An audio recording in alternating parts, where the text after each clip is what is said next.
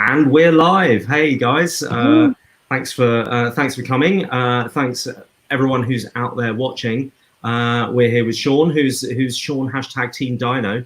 I don't know what that means, so then we're going to have to explain that in a little while. We're also here with scenery builder extraordinaire and general pillar of the community, Matt McClelland.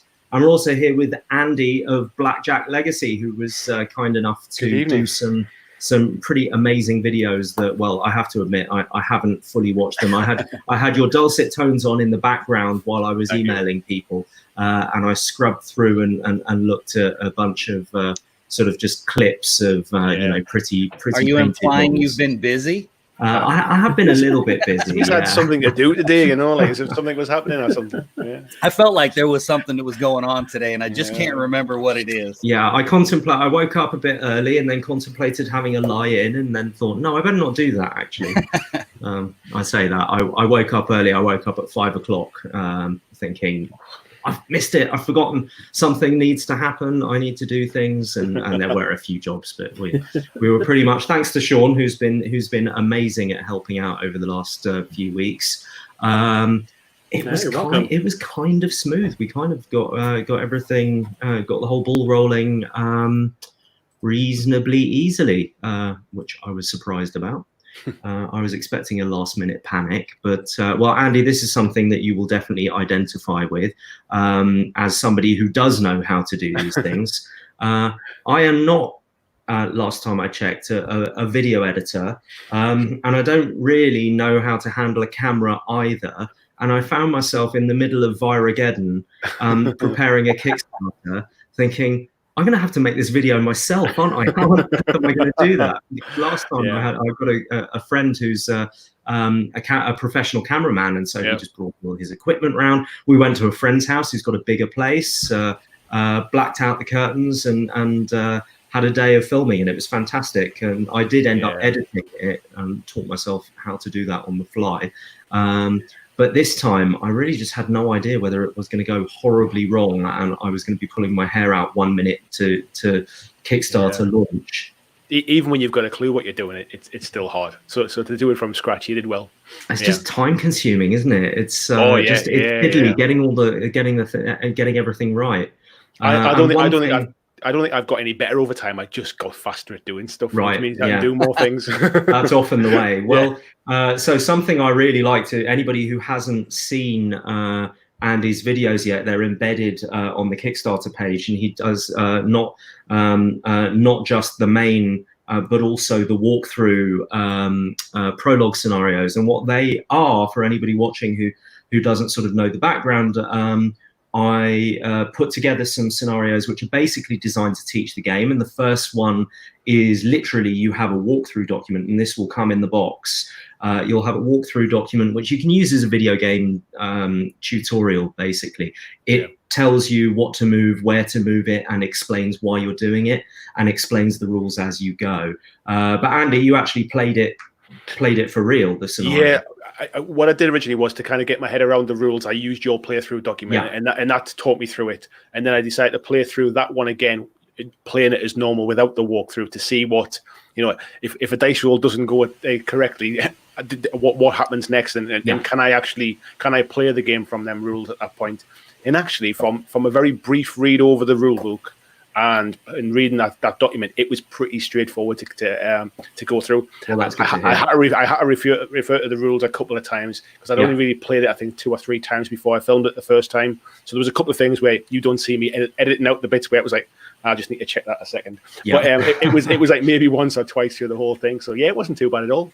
Well, I've always insisted. So Mac has done an awful lot of demoing of the Drowned Earth, and obviously Ulaya Chronicles is not the full Drowned Earth. It's, you know, there are some differences and some simplifications, but mostly the biggest difference is that I don't need to write a 40-page Word document for Ulaya Chronicles, even though the rules are broadly similar, because I don't need to write it in legalese.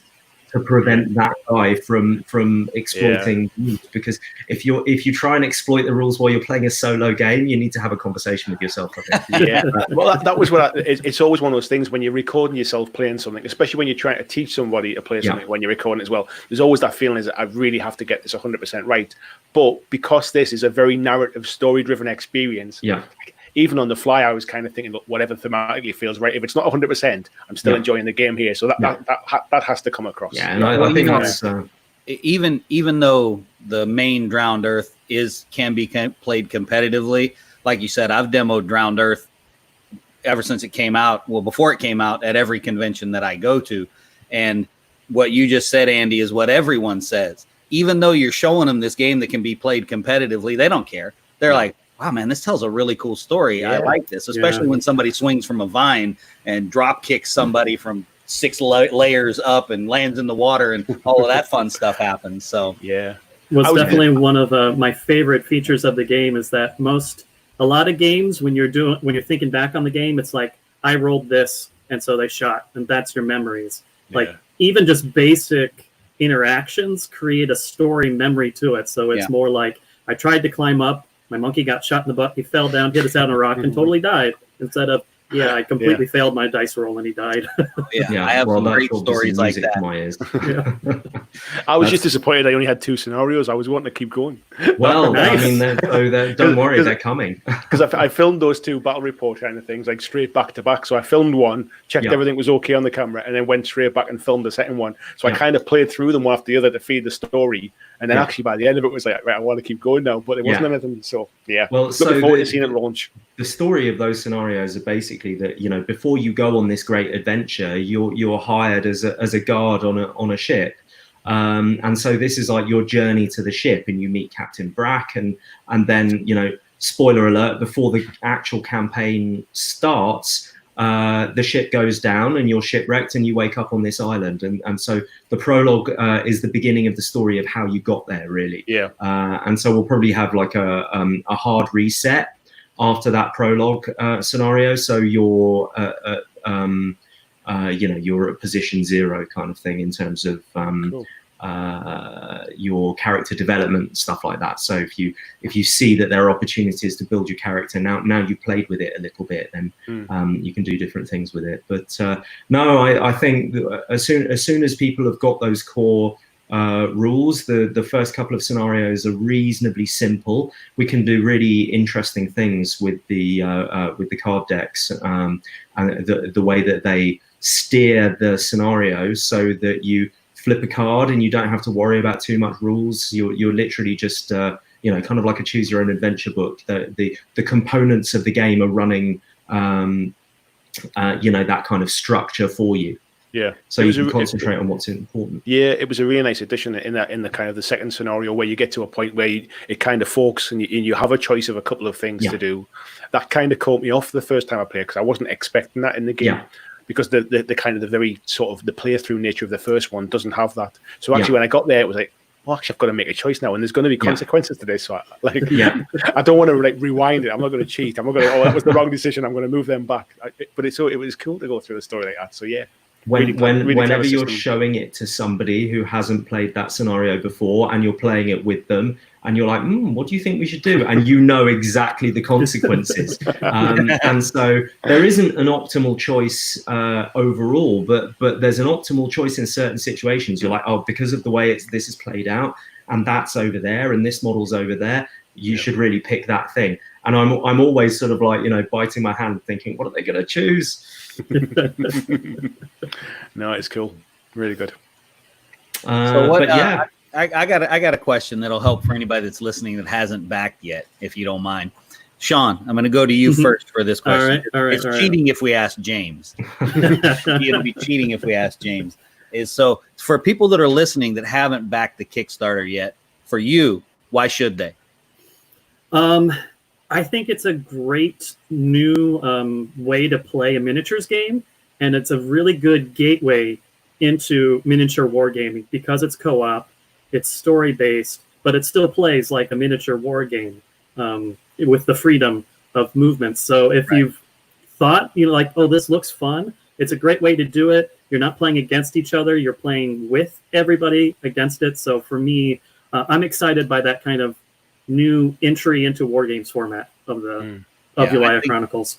I think that's a huge aspect is the co-op play, in part because as war gamers I don't know how far you guys go back, but I go back to Rogue Trader, so kind of I'm very new. I'm probably 5 years young as a gamer. So okay, so you're the baby of the I'm the baby. Okay, but you hammering each other so long in games, it's kind of nice to try and accomplish an objective together in a game. Yeah. It's rather unique. What about you, Andy? What would be give us your sales pitch? Yeah, well, for me as well, I'm almost ashamed to say I've never played the Drowned Earth. So this was my first experience. No, that's great. So that's good. So I came into this with no knowledge or no kind of expectations, or I wasn't looking to see how it related to the Drowned Earth or how was it different. I've come in with my eyes kind of wide open from this, and it was really, really straightforward to get into. It's really piqued my interest in the Drowned Earth, the setting of it, the quality of the miniatures that obviously I've got to see now as well, and what I would say for this particular game itself, it's just the fact that there's not a lot of miniatures games that are played where it is really narrative story driven. Yeah. There's the odd board game or stuff, that the way you can choose your path through a board game or something, but they are very board game and almost moving squares or this felt like a miniatures game, but with a really story driven narrative to it, and that was quite refreshing. You don't see that. Yeah. What I liked about it is that there are a lot of games out there that kind of give a nod to the narrative. They say you can play it narratively, and you can if you're a creative enough person where you're creating your own narrative, and that's great. But not everybody can do that. Just like everybody's not a good painter, sculptor, builder, whatever. Yeah. And so what I like about it is when we talked the other day, James, and I threw out the choose your own adventure part of it. I love that because it facilitates that for the people that maybe they're like, yeah, I'd like to play a story game, but I can't make up a story game. And then you've already created it and created this scenario for it. That's not why I'm backing it. I mean, I'm just backing it because it's the Drowned Earth, and I'm out of stuff to paint for the Drowned Earth. Well, we've got you covered there. I think another aspect is that I have much better. I mean, my girlfriend is she's not a hobbyist gamer herself, but she likes games, and so we quite often play a board game. But I am so much more likely to get her to play something that's cooperative. By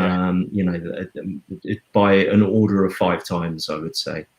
So that's another big advantage. Sometimes you just certain people in your gaming group just don't like that adversarial aspect, and particularly when you're doing something narrative and you're going on a journey together. That really, for me, really lends itself to cooperative gameplay.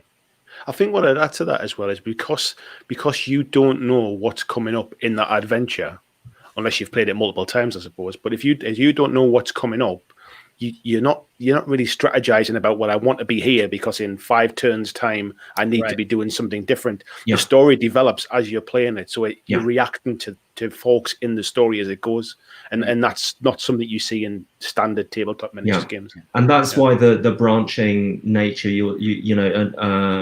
a couple of the stretch goals that we've seen already are adding extra scenarios. Now that isn't making the campaign longer. It just means that there are more scenario options for your playthroughs. And it's important to me that there are obviously decisions both during and after the games that will steer the story in particular ways. But I really want the design space, and certainly the story will lend itself to this, to have not just multiple ways to play these same scenarios, but actually at this stage, you fork onto a different scenario and then come back into the main fold. And depending on a decision you made earlier on, you'll either play this one or this one. And those might be because, the person who you met in scenario 3 is now your enemy. And so, they're not going to help you do this thing. So you go and do something else.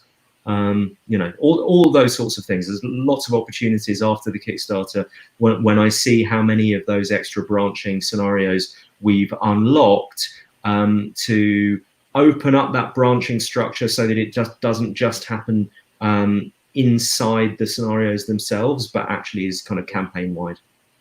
Excellent. We've got some very important questions coming up on YouTube, like where's your beer, James?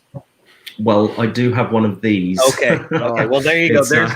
We just so happen to have a bottle of Prosecco in the fridge. There's the answer to the question. On the off chance you had something you might want to celebrate. Exactly. Well, I really like this scenarios too, because a lot of times we've got a really small gaming group where I live. We don't have game store nearby or anything, so it's just a few of us.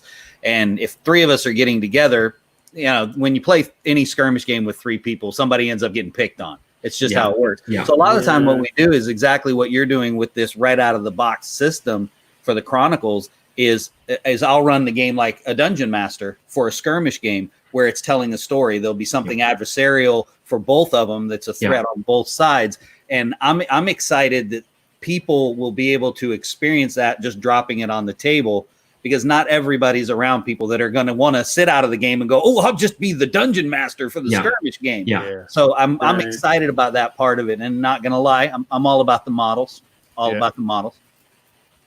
It's a great opportunity to get young ones into it as well. So if you've got like younger kids that maybe, you know, might struggle with rules and measurements and that kind of stuff, you're almost just getting them to tell the story and roll dice, and you can do the stuff for them. So like, just so what do you want to do now? You know, do you want to attack the dino? Do you want to go and run away? Do you want to go and find the treasure? But, you know, what do you want to do? And being able to play it together with them as well is a great route into miniatures games, and especially with the standees as well. You're not worried about your great minis getting damaged as well for them first few games. Well, I know that story all too well from running demos. My Corian hasn't had his own arm for quite some time.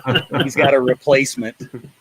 Well, Andy, you have the honor of being the first person in the entire world to have painted the hero models for Ulaya Chronicles, because I have to tell a story. I promised somebody that I would tell the story of the coronavirus-related disaster that we had in the lead up to the Kickstarter. So getting prototypes made has been really challenging at this time, obviously. And so it put us behind schedule and what have you. But I sent out exactly 5 packages. One went to Andy, one went to Beasts of War in Ireland, and one went to Toby in Germany, and etc. They were not identical packages, of course, because all of the different, Andy's got nothing, whereas Toby's got some things but not others, and there were some special things that he wanted. So I said, look, I'll include those in the box as well, kind of thing. And the Parcel Force guy decided in his wisdom that because they looked like identical parcels, that he wasn't going to bother to read the labels. He was just going to print out all of his labels and slap a random one on a random box. Yes. And so Andy got a parcel that was supposed to go to Canada. There's a parcel going to Canada without a customs form. Beasts of War did manage to get their correct one, and so did Toby by a miracle. But that was a little bit stressful. So Andy said, right, well, I've opened this box, but there's no hero models in. I'm like, no, there aren't, because the hero models don't exist yet. I've literally only just got the files. But you've got a starter box and a couple of loose models. And he said, no, I don't. And I'm like, no, it's fine. You can just proxy Nyx for the Archer. And he's like, no, there really are no other models, just some dinos. Okay. So then we worked out what had happened, and I did an emergency phoned a friend with a 3D printer, and I got them in Andy's hands, at the 11th hour. Nice. And so you've done a fantastic job painting them beautifully, but also lightning quick. Oh yeah, they arrived on Friday. I kind of cleaned them up, stuck them to the bases, let the sand dry on Saturday, on Friday night, and then painted them Saturday. Filmed all day Sunday and edited all day Monday, and then that's how the videos are live today. So yeah, it was a quick turnaround. My wife's over the moon, obviously, but I had a good weekend. So we can guess what you'll be doing after this is going and taking care of everything for your wife, right? Yeah, the weather's quite nice here, so I think we're going to sit outside and have a glass of wine ourselves. Smart man. Yeah. Nice. Excellent. Well, it's been a bit of a roller coaster of a day. And let's see where we are now, because we've just blasted through a whole load more stretch goals than I thought we would for days. And so I do have them all planned out.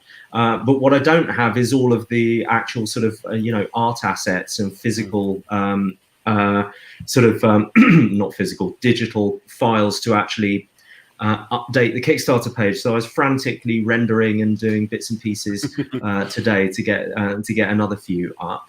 But what's everybody most excited about now? The opportunity to unlock extra stuff. I just want the pirates. Yeah, well, so maybe there's another pirate who, if you slow down the intro to the Kickstarter video, you'll see people. I know some people have seen her, and people have been speculating. Hang on, so if she's not in the box, then who's the leader in the box? And she really looks like she's the boss. And I'm not going to say too much, but I'm going to say if that was your instinct, you're not entirely wrong. All right, I like that. That's good stuff, Brenda. That's what I want. I want the pirates. I love the idea of the pirates. Well, we've also had 3 Gene Splicer pledges, and nice. one of them is somebody I know, who I won't mention just in case it's an issue. I don't think it is, because he shouts quite loudly about it already. But regardless, the other 2 I'm not sure who they are and haven't spoken to them yet. But I'm interested in the possibility of somebody saying, okay, I'd like mine to be a pirate as well, because the deal with the Gene Splicer pledge is you get to choose your own model, and in Ulaya Chronicles they're going to be a hero model. Whichever class you choose will do that.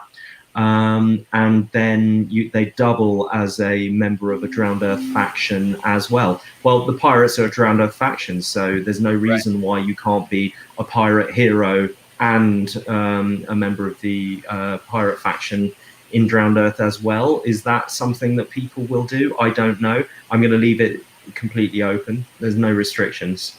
For people that haven't maybe looked at it, for the Gene Splicer, does that include? That includes the Kickstarter itself, right? Like no, it includes the core. It includes the core box, right? Okay. And so what we did last time was we agreed on an extra bit that they could bump it up to be Gene Splicer and everything as well. Gotcha. The figure that the £750 that the Gene Splicer costs doesn't actually fully cover the costs of producing a new miniature and getting it into production.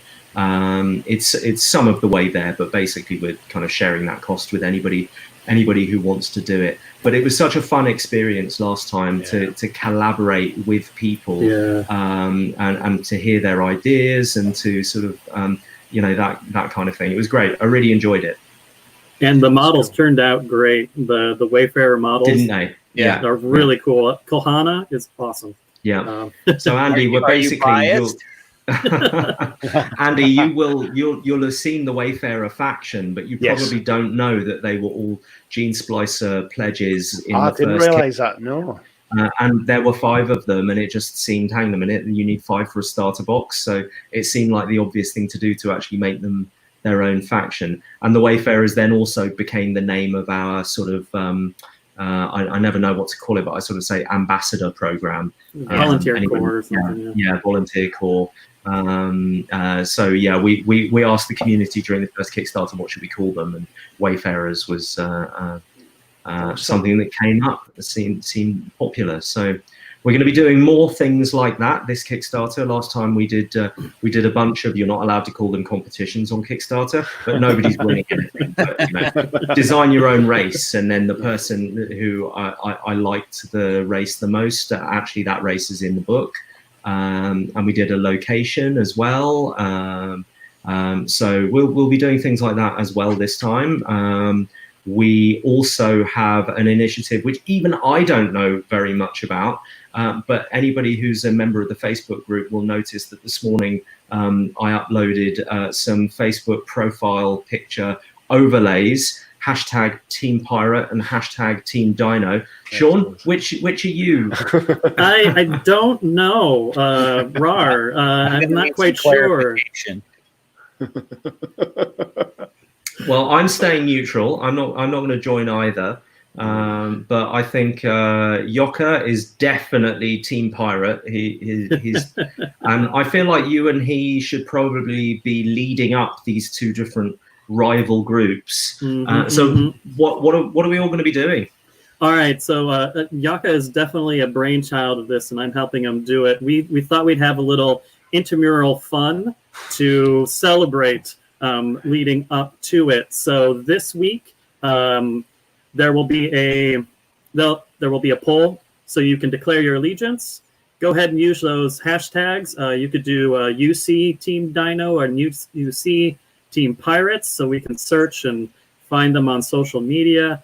And also there is the avatar covers that are on the official TDE page on Facebook.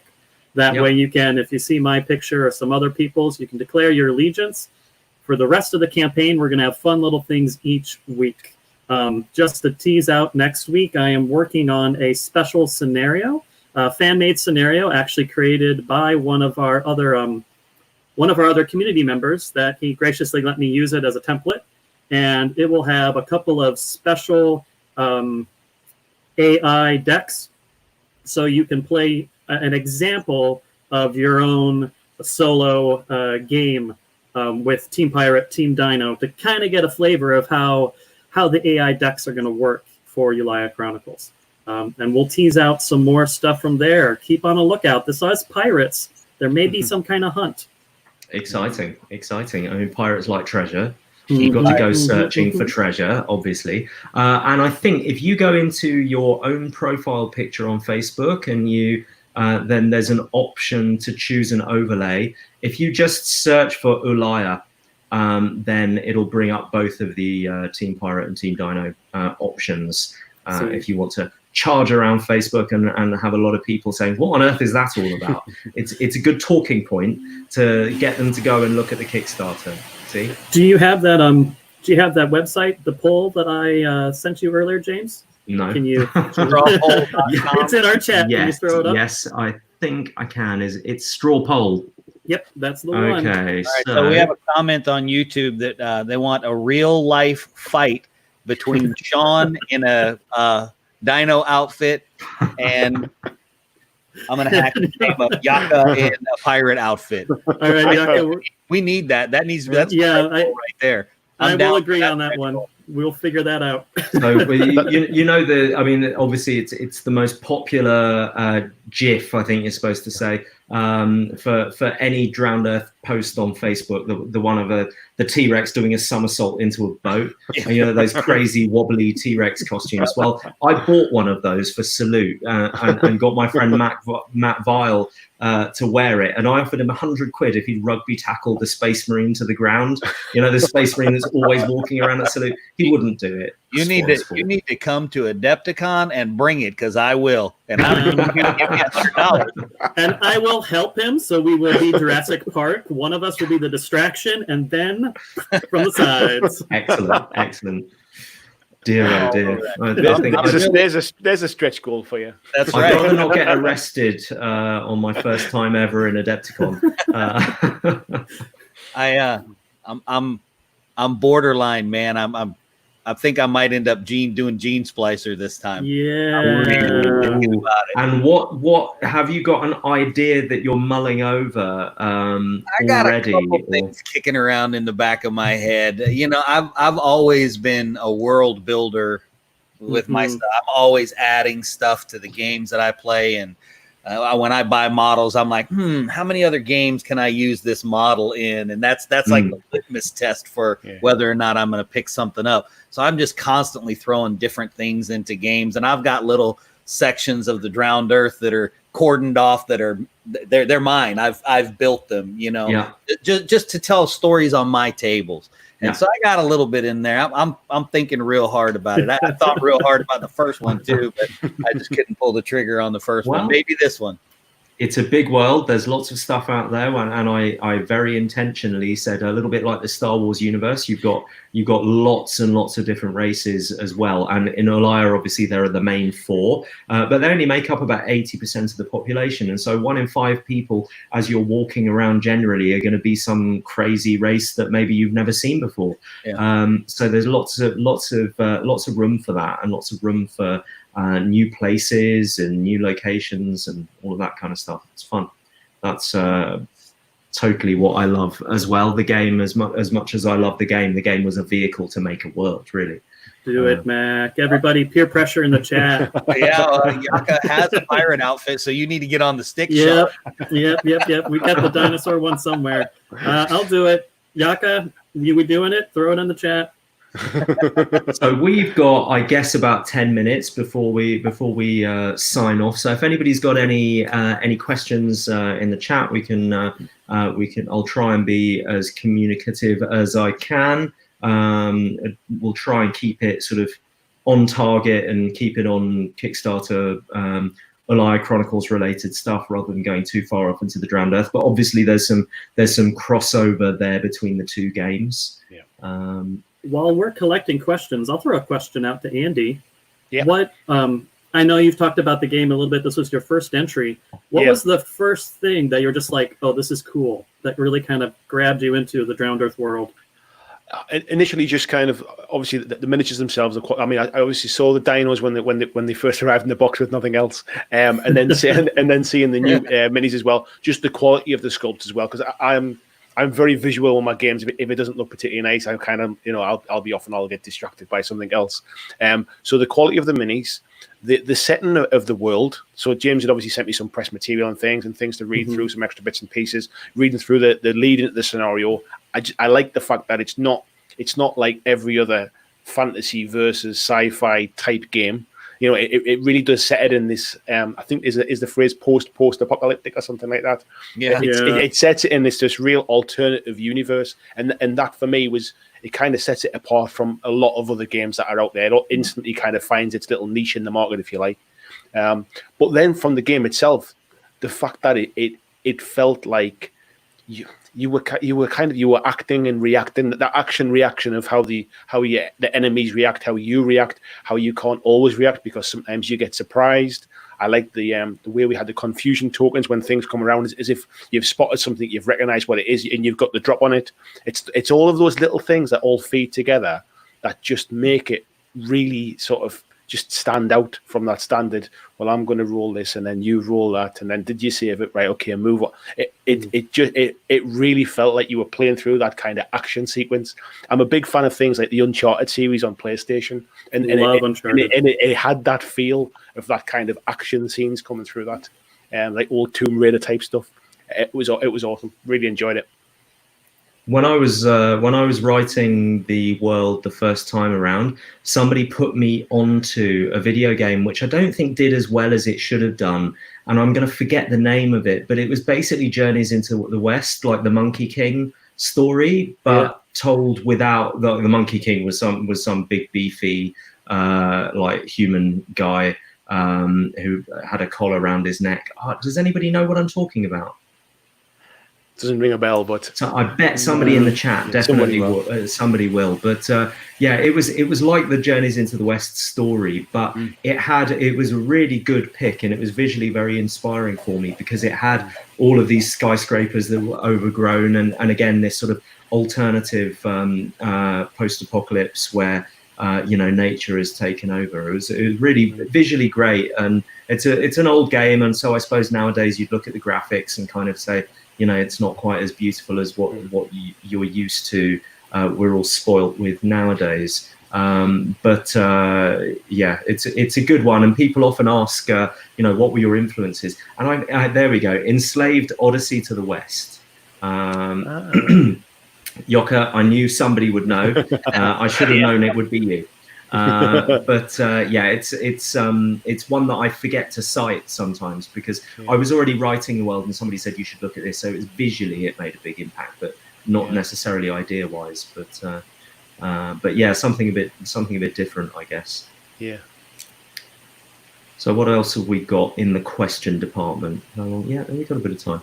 There was one question about teasing out the next stretch goal, which is apropos since I just checked, and we have unlocked the pirate deck. All right. Oh, have we? I need to verify. Oh, yeah, we totally have. Okay, so do you know what? The next one is I'm going to do the next two because the next one is not the most interesting. We're going to do linen finish on the tokens and the tiles as well, instead of just a matte lamination. Again, it just gives them a bit of heft, a bit of tactile stuff. That's nice. But after that, we're going to have the Alpha Magnusol, obviously. Yes.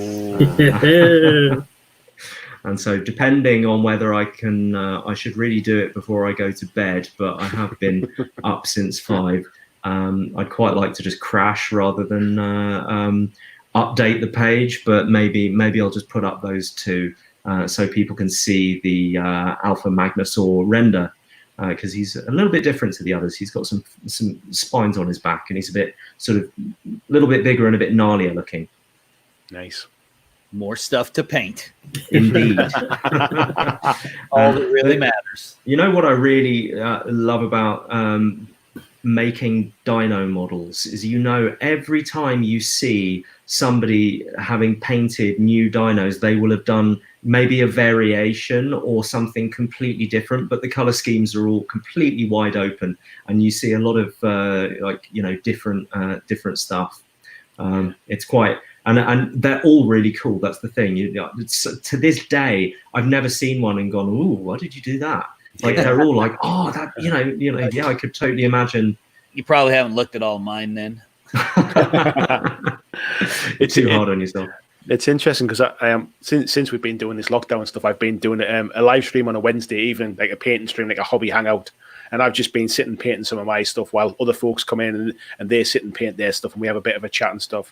And on Wednesday last week, I was painting the dino models, I was painting the Utahraptors, and the amount of people that were like, "Wow, what are they? I've never seen them before. What are they for?" There's a million things I could use those for. Just getting them in front of people. It's quite nice to it's easy painting the stuff. Everybody knows what it is, kind of thing, and everyone has an idea in their head how it should look. But just being able to pull out all of those bright colors that I don't normally use in my miniatures and just go to town and do something really different that can't be wrong, because I've never seen a dinosaur in real life. I don't know what it looks like. Yeah. So there's no wrong way to paint it. It was just really nice to do something different and get people to say, "Yeah, wow, they're amazing." Yeah. Well, Matt Bryce out in Australia has done a lot of pretty realistic color schemes. Yeah. I mean, of course, we say realistic. What does that mean? But they look like they're actually part of nature. Obviously, mine have been all like crazily luminous. Like birds of paradise or parrots or that kind of thing. But again, I don't have a preference. Every time I look at his color schemes, I'm like, I kind of wish the official ones were like that. Maybe I should have done that. And then when I look at the brightly colored ones, I'm like, nah, it was a good idea to do them like that. I have to have the brightly colored ones. If I had mats on my table, I would never be able to see them. It's painted like they would camouflage in a jungle, and I have no idea. As it stands right now, I've cleaned up after demos before. I'm like, man, I can't find that model, and then I get home and he's still in a piece of terrain. Yeah. So just about winding up, I reckon we got time for one more question. Let's see. I'd seen 2. I was just chatting with Greg. He was curious about the original TDE models and how they could be used in the new Ulaya Chronicles game. Will there be some kind of instructions or a little bit of wording on that included with Ulaya Chronicles? There are a couple of ways. So basically, everything in Ulaya Chronicles is easily ports into Drowned Earth. If it's the other way around, then hopefully we will unlock at least some alpha profiles for existing Drowned Earth models. And so what that's going to be is not only will it be a new profile for the Drowned Earth, but an alpha dino will come with a deck of AI cards for Drowned Earth and Ulaya Chronicles, basically using the AI mechanics in either game. And so if we unlock those during the Kickstarter, then we will definitely it'll be really easy to get your Drowned Earth dinos into Ulaya Chronicles. And we'll probably provide some guidance about, do you want to make the campaign a bit more difficult? Do you just want lots of variety? In which case, do whatever you like. Maybe online we'll publish some alternative spawn tables for the different scenarios. So each scenario has a spawn table, and when you spawn a dino, you roll a die on that table to see, what are the most prevalent dinos in this particular part of the island. And in your game, it might be something completely different. You might want to mix in some dinos that you've got in your collection already. That's completely okay. It might make the game a bit more difficult. It might make it easier. Again, we'll do some more play testing on that. But at the moment, obviously, the scenarios have designed optimally to be used with the components in the box. But there's no reason why you can't mix and match. But I bet that people are also asking about Drowned Earth character models, and at the moment, we don't have any quick and easy way of getting them in. Again, we might do so. Now we've unlocked the pirate deck. We've called it the pirate deck, but basically what it is the sentient people deck. And so you would be able to drive regular Drowned Earth profiles with that AI deck. So then you need Ulaya Chronicles cards. So basically, if somebody's got a gun, then they're potentially going to, shoot, whereas the dinos don't do too much of that. And so the dilos have got a very specific profile. Sentient models will have a more generic deck where they're going to do a lot of different things. So there are a couple of things about that. I realize there's a bit of a rambling answer. But as far as using existing Drowned Earth characters, we might design some scenarios specifically for that. So, the bad guys are Canada and the Firm, and you're trying to do something against them using this, what we've called in the stretch goals, the pirate deck. That will run those characters. The other thing, and so we'll then need to publish some Ulaya Chronicles profile cards for those models as well. And if you want to play those models, at the moment in this in Raptor Island, we're not going to be able to do that just because each character needs a certain amount of cards in order to upgrade, and at the moment they're defined by classes.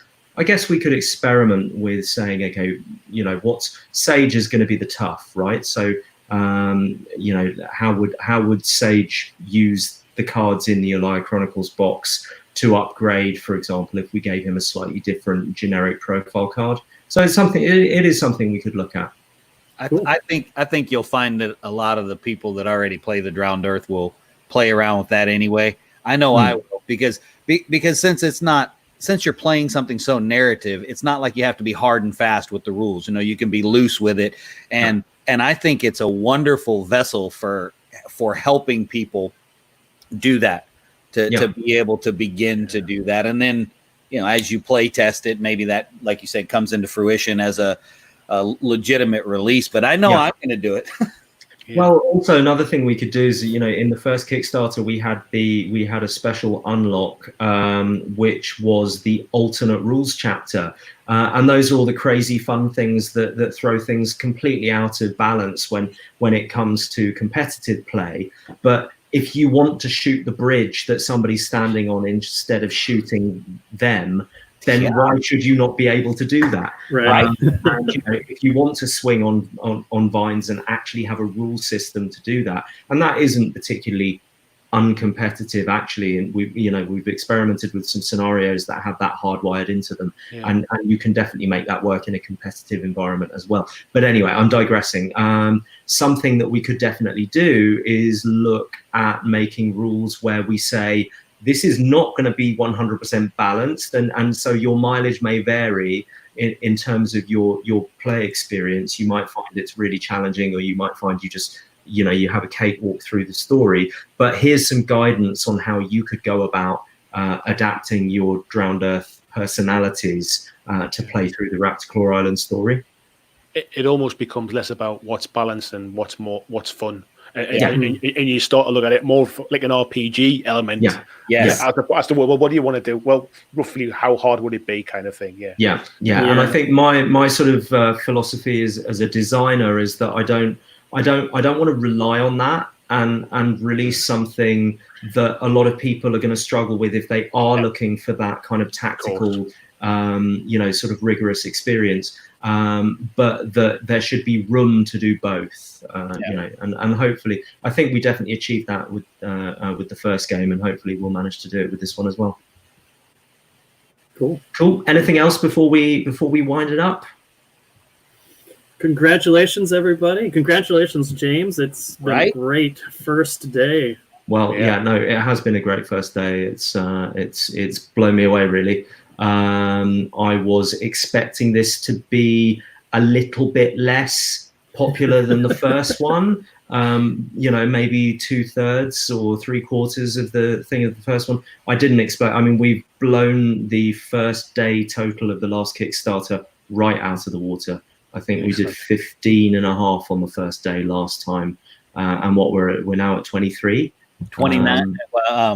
Probably 29 in US dollars. So. Right. I was about to say 20. Well, that's gone up. Right? 23. It's time for the second bottle of Prosecco.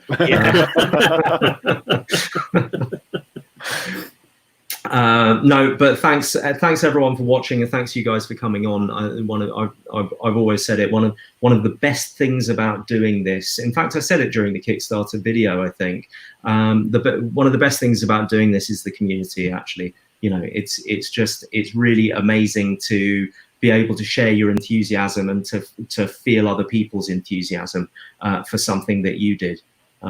So long may it continue, and I think it's going to be a good month. We're gonna have some fun. We've got some good ideas. Good stuff. Excellent. Yeah. All right. Well, congrats. Oh, thank you. And once again, Andy, thanks so much for the videos. It's really important that people can see somebody who isn't me and who isn't one of the beta testers play the game and experience it and give their impressions of it. You're welcome. I enjoyed it. Excellent. Well, that's all we've got time for. We will be back streaming again next week. We're going to continue to do this through the Kickstarter. This is basically our quarantine stream. We've been doing it on every Tuesday, but we're going to continue with that for the rest of the Kickstarter. And tomorrow's another day, right? Exactly. Excellent. Cheers, guys. Everyone say goodbye. Bye. See you guys in the jungle.